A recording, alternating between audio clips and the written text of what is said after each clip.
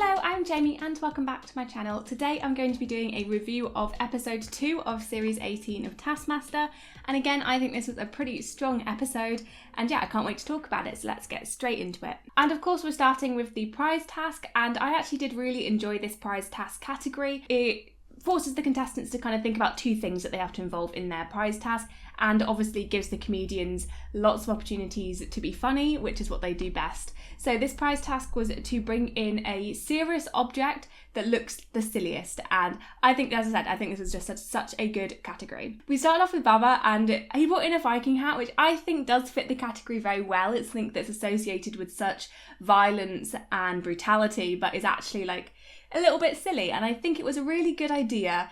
But I just think he let himself down with this, like with quite a bad representation of the Viking hat.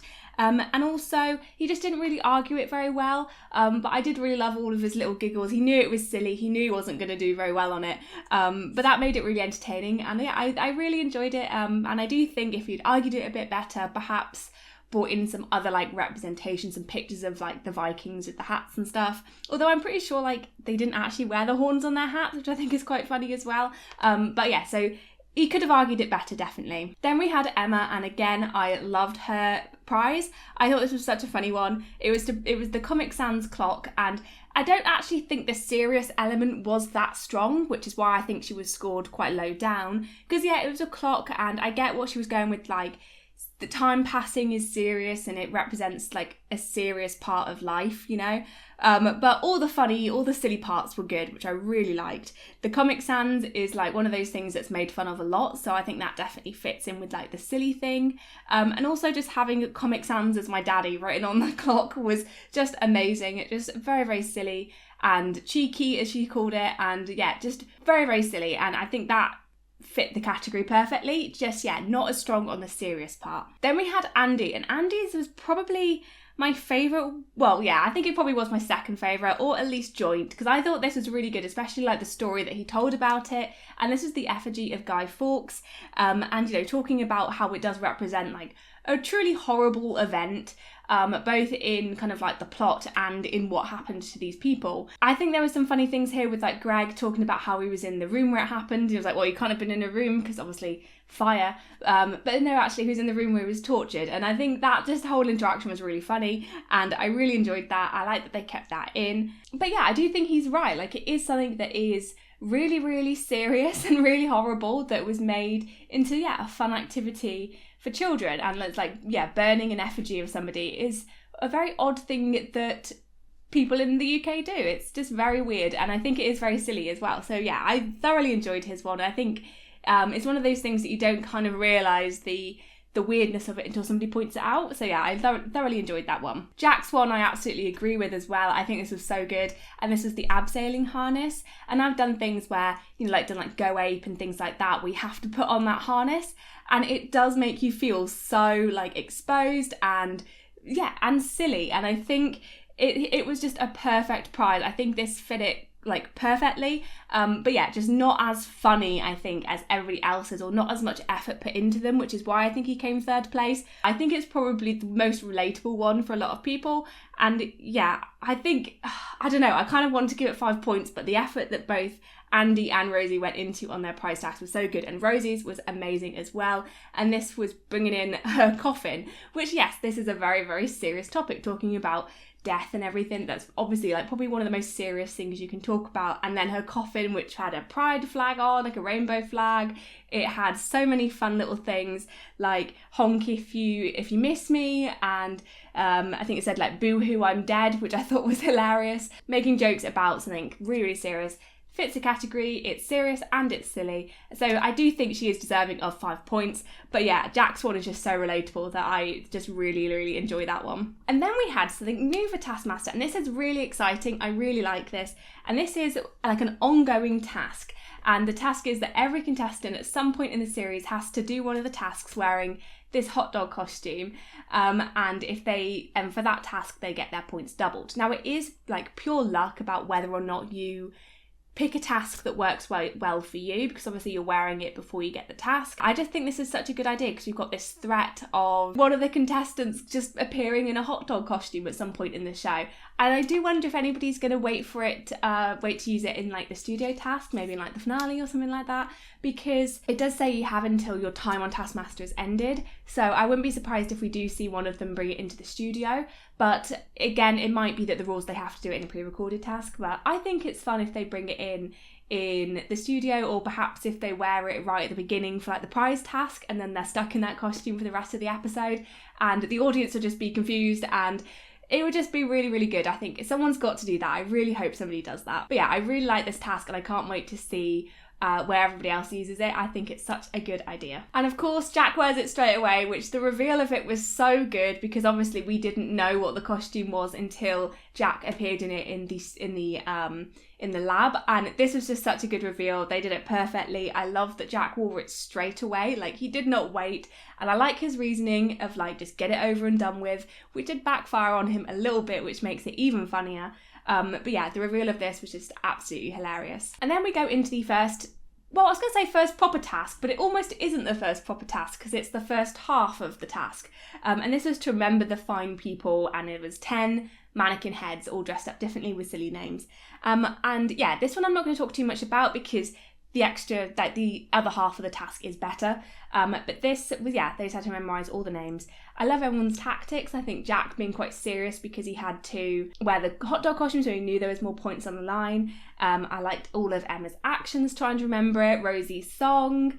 Andy was like shockingly bad at this, which I don't know why I thought he'd have a good memory, like kind of what he does with like numbers and stuff. I know they're not related, but I feel like he might, I don't know, I was quite surprised how bad he did. And I do have to admit that I was kind of relieved that Alex said this was only like part of the task, because when it ended I was like, oh, is that it? Like, is that all they're doing? That seems kind of pointless. But yes, they are one step ahead of me, and yes, there is going to be another half of this task. I always love a two-parter, so I was really excited to see what happens. But for now, I'm going to talk about the next task. We're going to do it in order of how it was shown in the episode. So the next task was the team task, and I was so excited to see a team task. And I really like the pairings as well. I think the pairings work really well together. I think Jack and Rosie was a pairing that people were kind of expecting because of how different they are. Like Rosie being very, very silly and like chaotic a bit, and Jack being very serious and bored persona. They like complement and contrast each other so well, so it makes sense that they were put together. But in thinking about the contestant pairings with those two paired together, I was unsure about how the other three would work well together. But because they are just quite different people. But I think from this first task, they are just amazing and possibly my favourite team. I think they're so funny together. The interaction and like introduction to each other was just perfect. I think it was, Baba being just so baffled as to why he was paired with a cricketer and a detective, just amazing. And I think we're going to see throughout the series as well, Emma kind of come out to be like the most unhinged one, because she just has some absolutely crazy ideas and I absolutely love her. I think she's so funny. And the way that she just kind of baffles everybody, it reminds me a little bit of like what people experience with like Sam Campbell, just being like so baffled by their mind and just all the things that they come up with.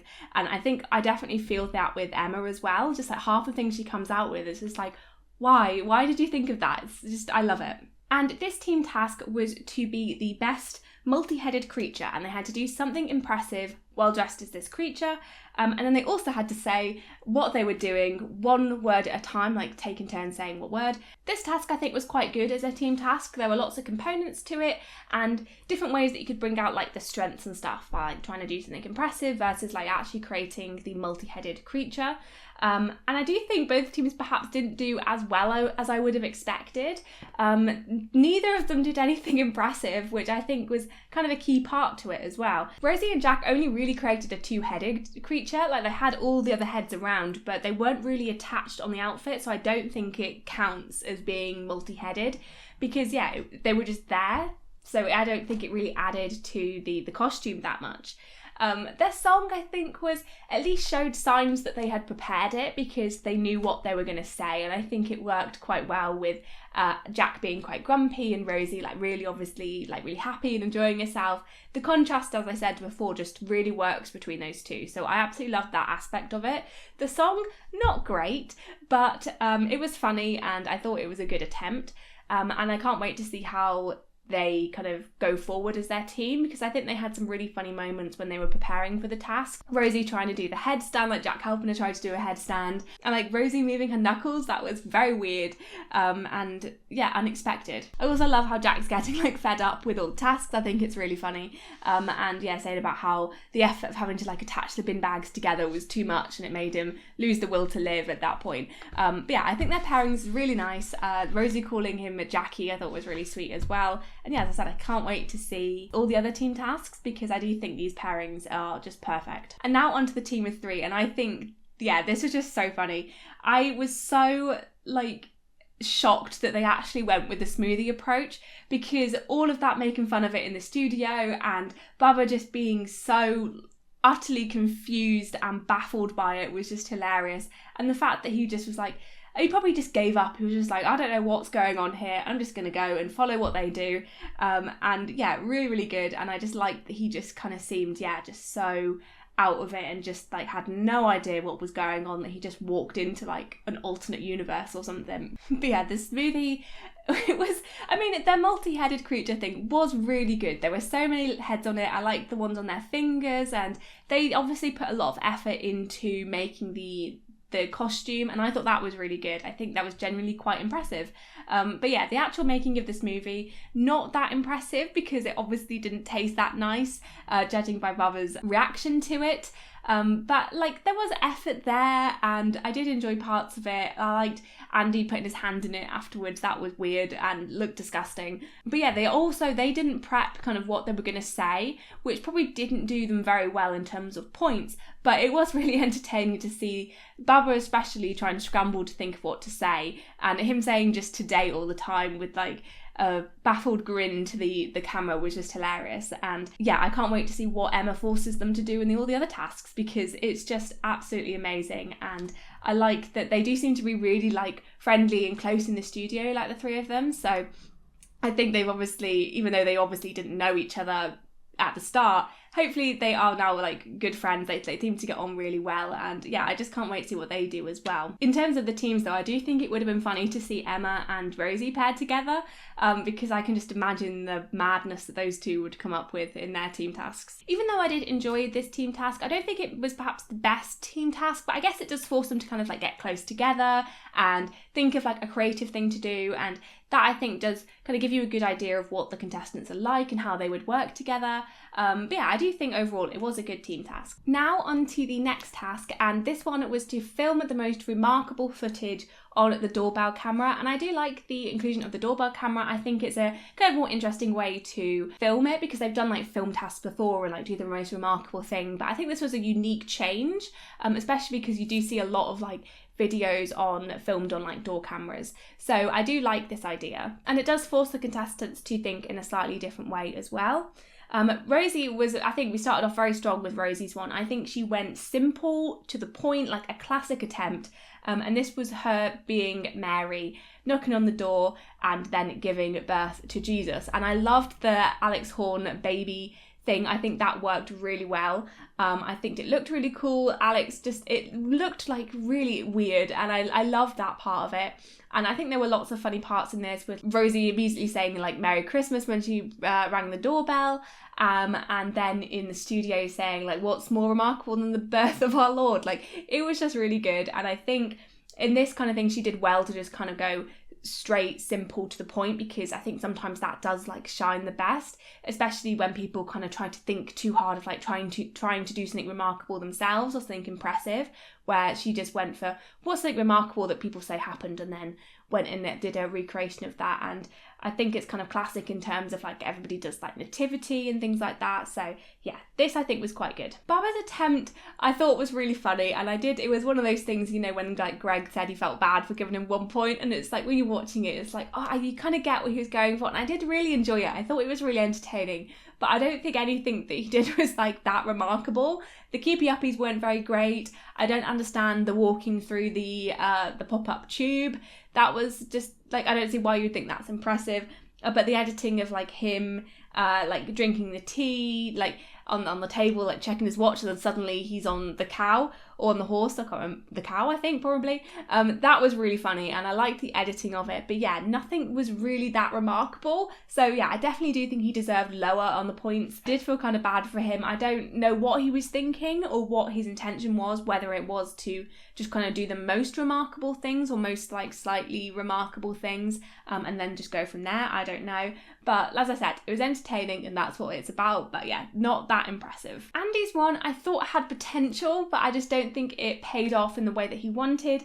And this was to be a ghost, like telling Alex's future. There were parts of this that I thought were quite good. I think the idea of like him trying to like get Alex to tell his secrets about how he's gonna like defeat the Taskmaster was quite funny. But in reality, it was just kind of like Alex telling the ghost all the different things. Like the ghost didn't really tell Alex anything or tell Alex's future. Like Alex knew what was going to happen at every point, so it didn't really work in that aspect. And I definitely think there's probably more he could have done with this. And the chicken at the end was quite funny. That was unexpected. But yeah, I don't think it was particularly remarkable. I think that's obviously like the key word is remarkable, and I just don't think it was that. Like it was interesting, it was entertaining, but I wouldn't say it was remarkable. I like Greg pointing out that it was like actually a really boring ghost, and Andy drawing on the fact that ghosts are going to be bored because they're like living for eternity. Of course they're going to be bored, and saying that Alex's future is going to be boring as well, which kind of contradicted with the fact that Alex is plotting to take down the Taskmaster. Like that's not boring. So yeah, it didn't really work in the remarkable sense, but it was entertaining. Emma's as well was not remarkable. It was making a pancake in front of the doorbell, and I do think again there were parts that were good. I think it was quite creative, like trying to make the pancake, like having it obviously raw in one hand, putting it down to fix the lighter, picking up the cooked one and flipping it. That was quite good, which is probably the only thing that separates her from 2 points to 3 points is, flipping a pancake. But again, that's not really remarkable. But I did like her stuffing it in an envelope and running away. That was quite funny. But yeah, I do think maybe she perhaps should have been grouped in with Andy and Baba because, yeah, just not that remarkable. And I think kind of a bigger distinction between first and second place and joint third or joint fourth or whatever it would be. Jack, I thought, did have a good idea by taking the camera off the door. But again, that just kind of defeats the point of the doorbell footage, like forcing them to be creative in that sense.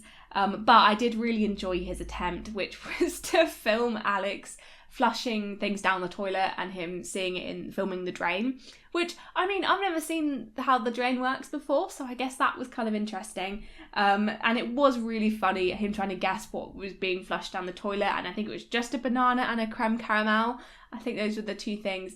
But yeah, that was really funny, and I loved how much he seemed to be enjoying himself doing that. And it was surprisingly entertaining, and I did really enjoy it, which I wasn't expecting to, but it was just really, really silly. And yeah, I just love silly stuff. So I, really enjoyed that. I don't think anybody did anything particularly remarkable. I think Rosie does deserve 5 points because she's kind of like reenacting a remarkable thing. So that makes sense. And Jack, I think, definitely deserves second because he was making something fairly mundane entertaining, which is quite remarkable. And also, I just think it was just a step above the other three in terms of like how funny it was and how entertaining it was.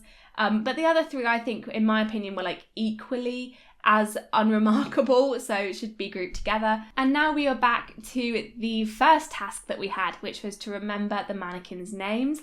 And I'd be interested to know like how long was between the first part of the task and the second part for the contestants, because it'd be interesting to see like how long they did have to kind of remember that, because if it's the case of one was in the morning then one was in the evening as opposed to like being days apart, it would be more impressive if it was days apart. But I liked that kind of nobody expected to have to remember the names again, because I do think like as a viewer watching the first task, like it did feel incomplete. Like it was a 2-3 minute task, 2 minutes to remember it and then a minute to kind of remember them all. Like it wasn't complete, it felt a bit like underwhelming and a very, very short task, and I'm surprised that none of the contestants like picked up on that and thought maybe these are going to be making an appearance at some point. But I do think they did quite well with this task in making it more difficult for them to remember. So taking place in a different room, and also like changing the arrangement of it. Because I think the way I would have tried to remember it was just remember the order of all of them, which is kind of what Rosie did with making the song.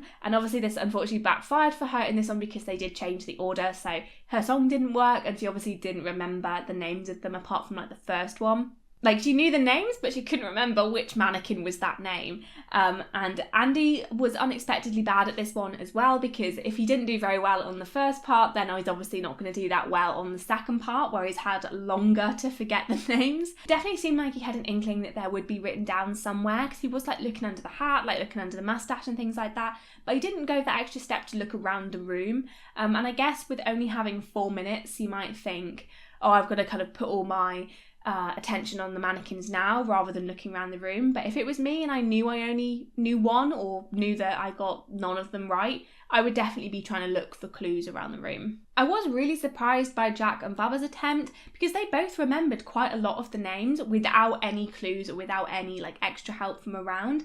And I think as well, like, I don't know about everybody else, but I was definitely rooting for Jack. Like, I'm going to be rooting for whoever's in the hot dog costume at that point, because double points is like really make or break for like the episode or the series. Like, potentially, like, if you get double on yours and you win, and everyone else only doubles when they, like, if they lose their task, like, that could be like a real big gap. It could create a real gap in the series, or make somebody overtake somebody, you know. I think there's potential for the points to be changed around a lot with this one. So yeah, I was definitely rooting for Jack, and I thought he was really impressive how many he remembered. And he was just like, oh yeah, it's that one. Like, it just seemed to kind of come very naturally to him. And there's only a few that he forgot. I think he remembered 7 out of 10, which I thought was really impressive. And Baba remembered 6 out of 10, which I think is equally impressive as well. But again, he seems to not really, he just like does the task and then doesn't really do anything else. Like, that doing the like busting out a 2-step was really funny and I really enjoyed it.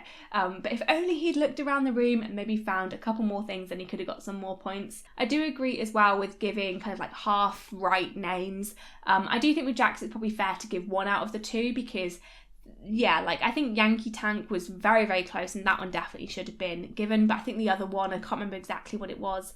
It wasn't quite close enough in my opinion. But there were quite a few where people said like Trevor instead of Trev, you know, like, it's pretty much right, and I definitely think giving them that is fine. And there were 2 opportunities to find hidden things around the room. There's the UV pen, which Alex demonstrated, and when he demonstrated that, I thought, oh no, is Emma, like, what's Emma done? Because if they're showing the trick before the last contestant, it kind of shows to me that they didn't find that trick either. So I was kind of worried about how Emma was going to do, but she absolutely nailed it. Like, she did amazingly in the first part, but yeah, she absolutely nailed it. And yeah, finding the Polaroids around the room. I like Emma taking off her gloves, like she's getting serious trying to remember these, and then ending up like hectically running around the room trying to find them all. And I love that she can remember one of the mannequins that had like one of the most normal names, like Izzy. That's not a bad, like, that's not a difficult name to remember. But yeah, for some reason she's like, her name's Tamsin Outhwaite, whatever she called it. But yeah, she just could not remember that one. And yeah, she did find it, so she got 10 out of 10, which I think is really impressive. But yeah, I absolutely love this task. I thought this was really, really strong. I do like a 2-parter, as I said, and I think yeah, they pulled it off really well. I think there were lots of things that they did that made it really fun. I don't know if perhaps there was too many like clues and things around. Like, I think either having one or the other, having the UV pen and the Polaroids, might have just set it up that more people might have completed it, but it didn't. It just kind of just annoys the contestants. I think a lot of what these tricks are like pretty much impossible for them to find, but just annoys the contestants that don't find them. But yeah, I really like this tack. As throwback to the first series. I can't remember if it's the first one, because one of the studio tasks in one of the earlier seasons, they had to remember the names of some sort of sport players. I can't remember, but one of them was called the Yank Tank, and yeah, it was definitely series 1. So I like the throwback to that. Yeah, so this was a really good task for me. I really enjoyed this one. And then we had the studio task, and this was to spin the wheel. It had to land on the same colour a certain amount of times, like however many was your turn, because it went up every time. And if they landed on the different colour, then they were out, and if they landed on gold, then they got through to the next round. And I thought it was entertaining, but I don't think this is the best studio task just because it was just pure luck. There was no like tactic they could have used. It was just like chance about what it landed on, because they had to spin it properly, and like there wasn't really any way of like trying to make it land on a certain colour. But fortunately, this task was made better by the fact that it just seemed really common to get gold. So people were just going through to every to the next round immediately, especially Baba. Like he got gold all of the time, I think, maybe one not, but this really impressive, and I think it was quite entertaining. Like, you know, games of chance are entertaining, but in terms of like points wise, I definitely don't think it was like the fairest, but you know, we can't all be amazing. But yeah, I did find it entertaining. I think for the studio audience it would probably have been really entertaining as well. But yeah, really funny that the first like 4 contestants all got gold, and yeah, they were all immediately through to the next round, and Alex just looked so exasperated and just worried that maybe he'd accidentally rigged it to always land on gold. And yeah, so that was really funny. I liked that part of it. And this of course means that Baba won this studio task, but obviously because of Jack's 8 points that he won in the memory task, he wins at the episode. And yeah, I think this is a really good episode. I thought the tasks were really strong. It's nice to see the teams again. And yeah, I just can't wait to see all the other team tasks. I think they're going to be really entertaining because I do think they've absolutely nailed the pairings. I think they're so good. If you like this video, then please leave a like. It really helps the channel, and comment down below your thoughts on episode 2 of Taskmaster series 18. Subscribe if you want to see more videos to do with Taskmaster. I'm going to do an episode review of every episode of series 18, so please subscribe for that. And yeah, I'll see you in the next one. Bye!